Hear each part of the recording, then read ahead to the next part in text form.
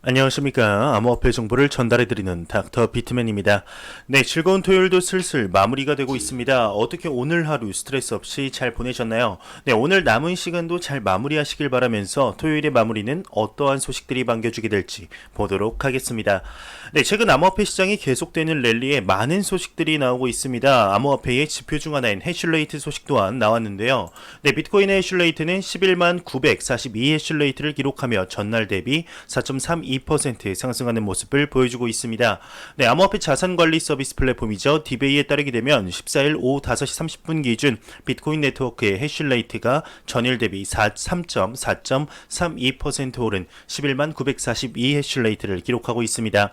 네, 해슐레이트는 블록체인 네트워크에서 채굴자들이 가지고 있는 채굴 파워죠. 해당 수치가 높을수록 채굴 속도가 빨라지게 되는데요.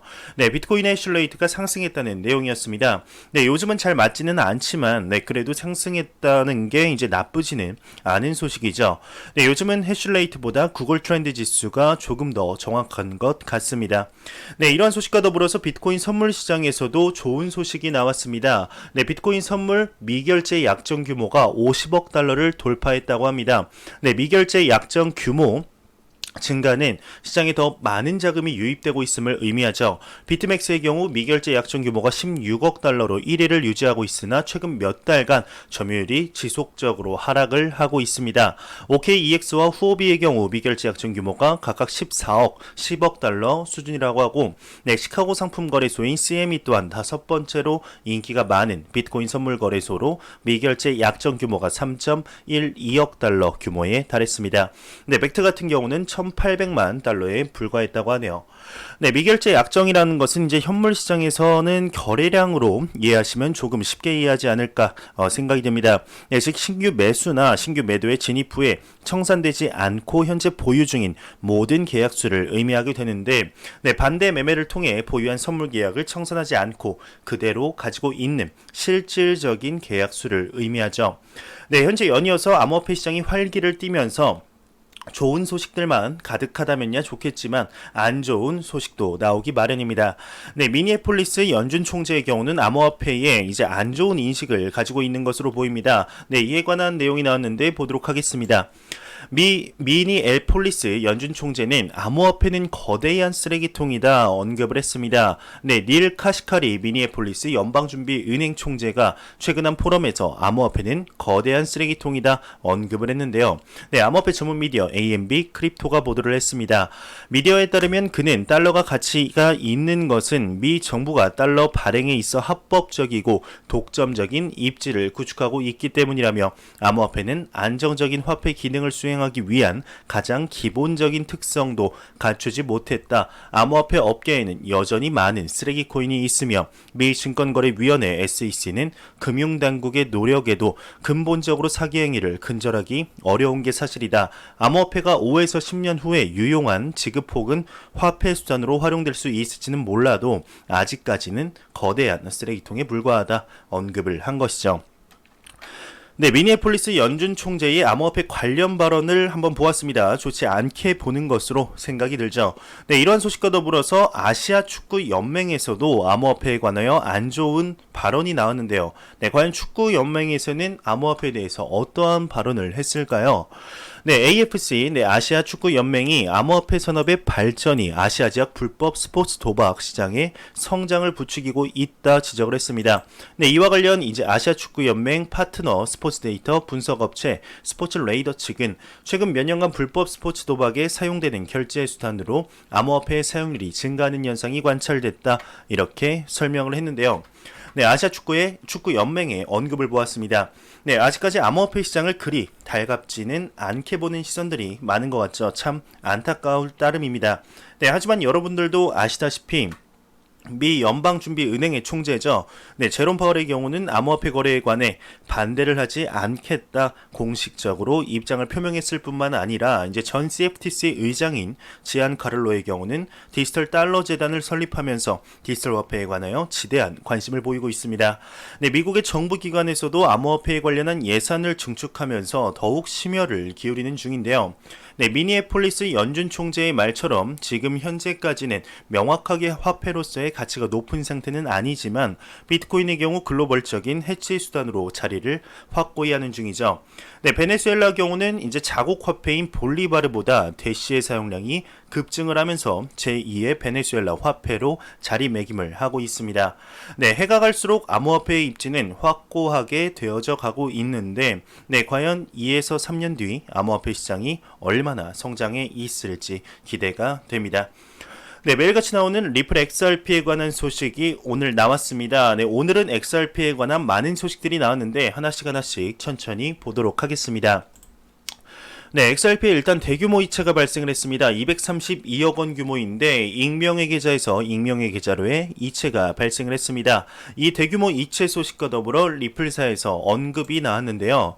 네, 전 세계 25개국 금융기관은 XRP 송금 네트워크를 사용 중이다 언급을 했습니다. 네, 최근 리플사가 이제 XRP 기반 국제 송금 플랫폼 ODL은 꾸준히 성장을 하고 있고 전 세계 25개국 소재 금융기관이 XRP 송금 네트워크를 사용하고 있다 밝혔습니다. 네, 이와 관련해 리플사는 XRP 송금 네트워크를 사용하는 금융기관들은 총 70개국의 송금 네트워크를 커버하고 있고 ODL 사용국가 및 지역은 매주 1개꼴로 증가하고 있다. 현재까지 ODL을 통해 총 1억 달러 규모의 자금이 송금됐다 얘기를 했네요. 네, 리플사의 언급과 더불어서 리플 마케팅 총괄의 경우는 XRP를 직접 사용하는 솔루션인 ODL 솔루션이 아시아 태평양까지 서비스를 확대하겠다 얘기를 했습니다. 한번 보도록 하겠습니다. 네, 리플 마케팅 총괄은 ODL 결제 플랫폼이 아시아 태평양 지역까지 서비스를 확대할 것이다 언급을 했습니다. 리플 국제 송금 지원 서비스 ODL을 아시아와 태평양 지역까지 서비스를 확대할 계획이다 언급을 했는데, 네, 이와 관련 그는 필리핀, 태국, 호주 등 비롯한 아시아 태평양 지역 송금 거래는 매년 20억 건 이상에 달할 정도로 해외 송금 비중이 높다. 하지만 높은 수수료, 비효율성 등 문제가 여전하다. 리플 ODL은 현지 송금 서비스 업체 은행과 협력 관계를 맺고 이에 대한 좋은 대안을 제시하기 위해 노력할 것이다 언급을 했습니다.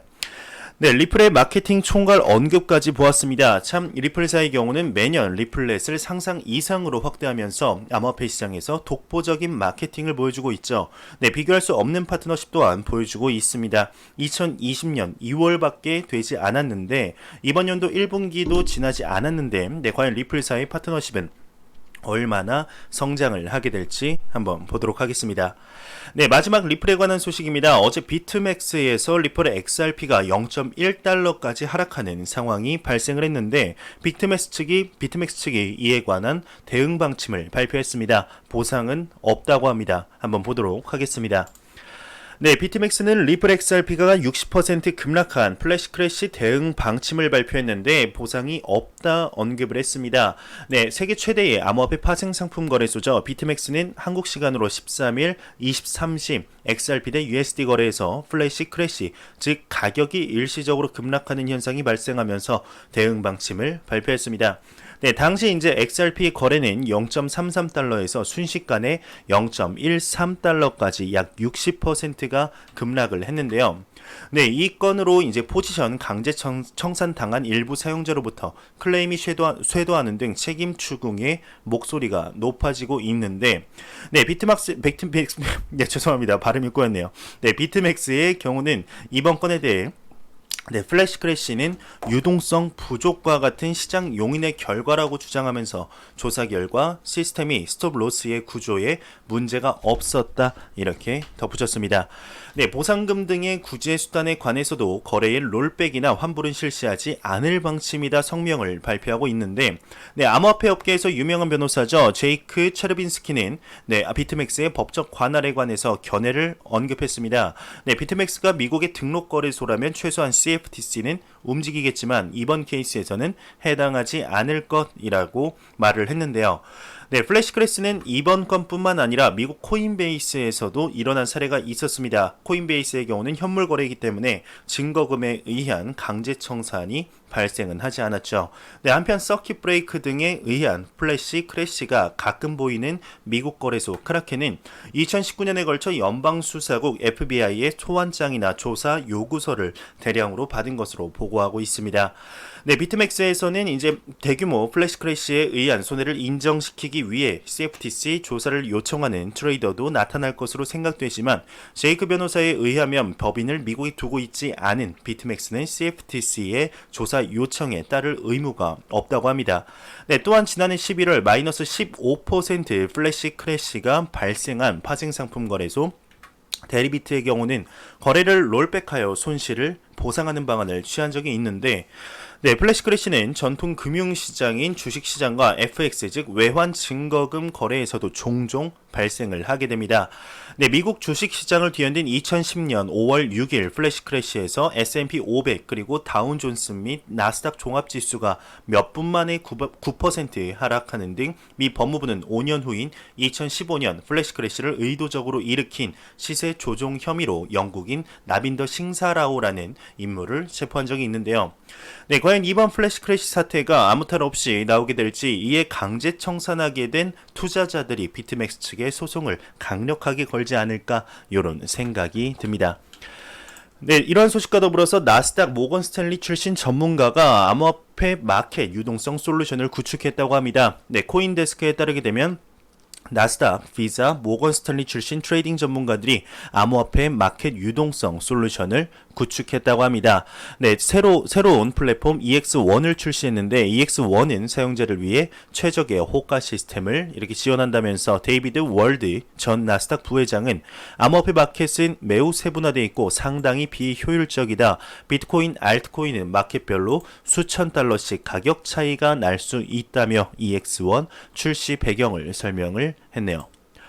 네, 게이트.io 거래소는 헤데라 해시그래프 상장을 발표했습니다. 게이트.io 거래소는 14일 공지사항을 통해서 헤데라 해시그래프의 상장을 알렸는데 네, 이 헤데라 해시그래프는 게이트.io의 1차 상장 투표에서 OKEX 거래소가 발행한 OKB 코인과의 상장 투표 경합을 펼쳐 승리를 했다고 하네요.